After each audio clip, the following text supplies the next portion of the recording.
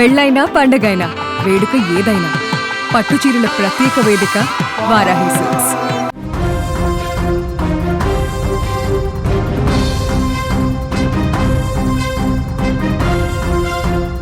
అర్ధరాత్రి వేళ ప్రేమించిన యువతిని కలిసేందుకు వెళ్లిన ఓ యువకుడి ఉదాంతం తీవ్ర ఉత్కంఠకు ఆందోళనకు దారితీసింది. యువతి ఇంటి మేడపై నుంచి పడి యువకుడు అపస్మారక స్థితిలోకి వెళ్లడం, ఇది హత్యాయత్నమని కుటుంబం ఆ యువకుడి బంధువులు ఆరోపించడంతో పూర్తిగా ఆ యొక్క పాలవలస గ్రామంలో ఉద్రిక్త పరిస్థితి ఏర్పడేటువంటి సిచ్యువేషన్ నెలకొంది.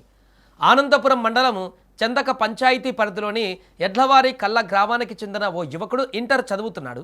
అదే మండలంలోని పాలవలసకు చెందినటువంటి యువతితో అతనికి గతంలోనే పరిచయం ఉంది. కొంతకాలం వారిద్దరి మధ్య ప్రేమ వ్యవహారం సాగినట్టుగా సమాచారం. అయితే మధ్యలో కొన్ని కారణాల వల్ల కొన్నేళ్ల పాటు ఒకరినొకరు దూరంగా ఉన్నారు. రాజమహేంద్రవరానికి చెందినటువంటి సదరు యువతి తండ్రి చనిపోవడంతో ఆమె మేనమామలు బాధ్యత తీసుకొని యువతిని, ఆమె తల్లిని, తమ్ముడిని పాలవలసకు తీసుకువచ్చారు. అక్కడ వారు నివాసం ఉంటూ యువతిని చదివిస్తున్నారు. సుమారు ఒక 4-5 నెలల క్రితం యువతికి ఆ యువకుడికి మధ్య మళ్ళీ పరిచయం ఏర్పడి స్నేహంగా మారింది. ఈ నేపథ్యంలో గత శనివారం రాత్రి యువతి తనను కలవాలని ఫోన్ ద్వారా యువకుడికి సమాచారం అందించినట్టుగా తెలుస్తోంది. సో యువకుడు రాత్రి సమయంలో ఆమె ఇంటికి వెళ్ళాడు కలవడానికి. ఇంట్లో అందరూ నిద్రిస్తుండగా యువతి బయటకు వెళ్ళింది. చాలాసేపటి వరకు ఆమె తిరిగి రాకపోవడంతో అనుమానం వచ్చినటువంటి కుటుంబ సభ్యులు కూడా ఇంటి పరిసరాలలో వెతకడం ప్రారంభించారు. అయితే అదే సమీపంలో నిర్మాణంలో ఉన్నటువంటి భవనం మేడపైన వీరిద్దరూ ఉన్నట్లు గుర్తించిన యువతి తరపు బంధువులు అక్కడికి వెళ్ళారు. కొద్దిసేపటికే ఆ యువకుడు మేడ మీద నుంచి కింద పడిపోయాడు. తీవ్ర గాయాలతో ఇప్పుడు అపస్మారక స్థితిలోకి వెళ్లిన యువకుడిని విశాఖలోని కేజీహెచ్ ఆసుపత్రికి తరలించారు. పరిస్థితి విషమంగా ఉండడంతో మెరుగైనటువంటి వైద్యం కోసము ప్రైవేట్ ఆసుపత్రికి తరలించినట్టుగా సమాచారం. ఇక ఇదిలా ఉంటే ఈ ఘటన పైన ఇప్పుడు 2 భిన్నమైనటువంటి వాదనలు బయటకు వస్తున్నాయి. తాము మేడపైకి వెళ్ళగానే యువకుడు భయంతో అక్కడి నుంచి దూకేశాడని చెప్పేసి వారు వాదిస్తుంటే, తమ అబ్బాయిని మేడ మీద నుంచి వాళ్ళు తోసేశారు అంటూ యువతి తరపు వారు అతన్ని తీవ్రంగా కొట్టి కిందకు తోసేసి అత్యయత్నం చేశారని ఆ యువకుడి తరపు బంధువులు ఆరోపిస్తున్నారు.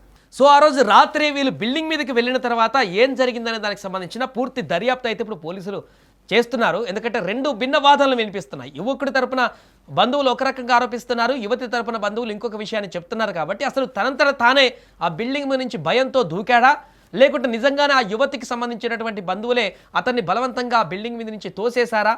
ఈ 2 వాదనలకు సంబంధించినటువంటి పూర్తి వివరాలు అయితే పోలీసులు సేకరిస్తున్నారు. అంతకంటే ముందే గ్రామంలో ఇరు వర్గాల మధ్య ఇప్పుడు తీవ్రమైనటువంటి ఉద్రిక్త వాతావరణం నెలకొనడంతో అక్కడ ఒక శాంతియుత వాతావరణం నెలకొల్పడానికి పోలీసులు కూడా రంగంలోకి దిగారు. మా అబ్బాయిని 11 గంటలకి ఫోన్ చేసి రమ్మన్నారంట. వెళ్ళాడు. వెళ్ళేసి మరి ఇంకేం జరిగిందో తెలియదు. మధ్యన 2 గంటల 2:30 సమయంలోని 3 సమయంలోని మీ అబ్బాయికి యాక్సిడెంట్ అయ్యింది, అర్జెంటుగా రండి, మీ అబ్బాయి కావాలనుకోని కేజీస్ దగ్గర వేస్తామని కాల్ చేశారండి. మేము వెళ్ళి చూసేసరికి దెబ్బలని మాకు తెలిసాయి. మేము అడిగాం, ఏంటండి ఈ పరిస్థితి ఎలాగా ఉన్నదనేసి అని. ఏమీ లేదు, అంటే కొట్టిసిన దెబ్బలేనండి. పక్కగా అలా కనుకుంటాలు చెట్టు మీద నుంచి పడిపోయారు, పుట్ట మీద నుంచి పడిపోయాడు, యాక్సిడెంట్గా అయ్యిందని చెప్తున్నారండి వాళ్ళు. మేడ మీద నుంచి పడిపోయాడని కొంతకాలం అంత అంటారు, కొద్దిసేపటికి అంత అంటారు. మరి కొద్దిసేపటికి అండి అమ్మో అదేమో అని కొద్దిసేపటికి అంటారు. చెట్టు మీద నుంచి పడిపోయాడని కొద్దిసేపటికి అంటారు. డ్రైనేజ్ కాలా ఉందమ్మ దెబ్బ తినేసాడని కొద్దిసేపటికి అంటాను. అది ఏమనేది నిజం మాకు తెలియట్లేదండి.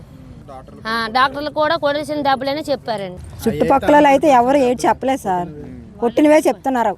ప్రతి ఒక్కరు పడిపోయింది అయితే చెప్పలేదు, కొట్టినవే చెప్తున్నారు. ఫోటోలు కూడా అక్కడ మా అబ్బాయి ఉన్నాడు, ఫోటో తీసి పంపించగానే ఇవి కొట్టినవే దెబ్బలు అంటున్నారు, కానీ పడిపోయినవి అయితే ఎవరు అనలేదు.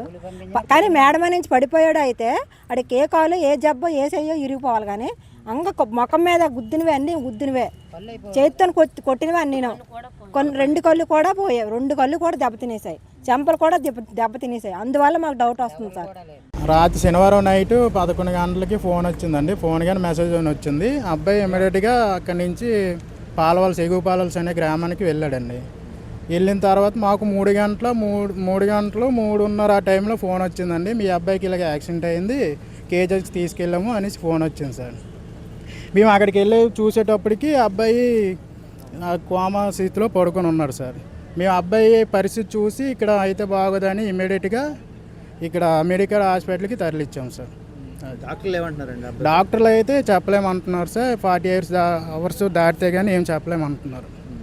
అది సార్ ఇది ఎవరు చేస్తారండి మీరు అనుమానిస్తున్నారు? మేమైతే అనుమానించింది అమ్మాయిలు మేనమామలే సార్. అదైతే 100కి 100% కొట్టారు సార్. కొట్టడం కాదండి, చంపడానికే చూశారు. దేవుడి దయ వల్ల మాకు తెలిసింది.